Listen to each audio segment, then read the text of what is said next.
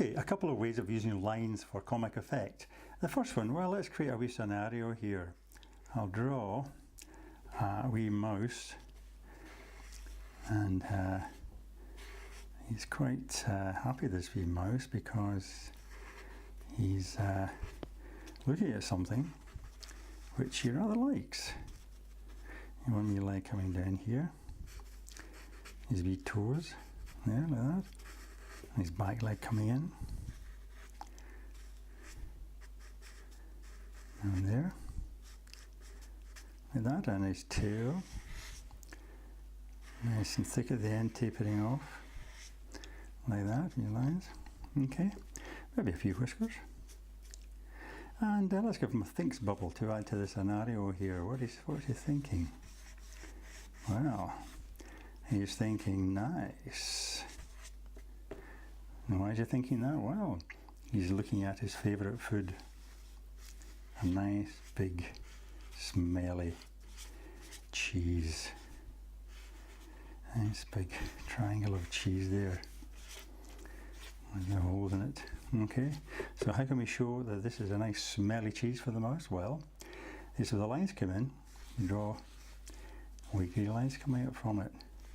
So the classic comic way of showing that something really is smelling. Okay, very smelly. There you go. The mouse is looking at his nice smelly cheese. Okay, let's try another scenario. Now we'll draw the mouse again, but this time, boy, has this mouse turned. He's not the kind of mouse you would expect. And sometimes you do the opposite in a cartoon or a comic. It actually adds to the humour of the situation. So there's a mouse, not looking really like a mouse at all, roaring away there. Okay, his back's up like that, his wee feet are down like that, another one coming in there, his back leg comes in about here. Okay, his wee long toes, another one coming in there, and his tail was kind of swishing up like that. Okay, and what is he roaring at? Well, he's roaring at this cat. So the tables have turned. "Arg," said the pussycat. "I don't believe it. It's a mouse with fangs, help." This is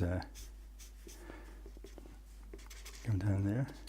You can make the cat look funny by making all the hair stand on end, you know, scrunching the whole kind of shape up, as if he's almost been electrified with fright, you know. Yeah!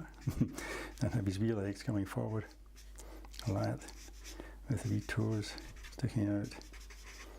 You know, get him angled forward like that, as if he's kind of reading backwards under the gate of this rather face-looking mouse. Now, how can you make the mouse look as if he's really roaring at the cat? Well, same kind of thing with the cheese, only you don't use wiggly lines, you use sharp-edged lines, almost like lightning bolts. See that? Yeah, get the real expression that he's roaring there, see? So there are two classic ways of using lines to create effects in comics. Okay, so I hope you can check out the rest of my tutorials, because lots more to come. In the meantime, all the best and happy drawing!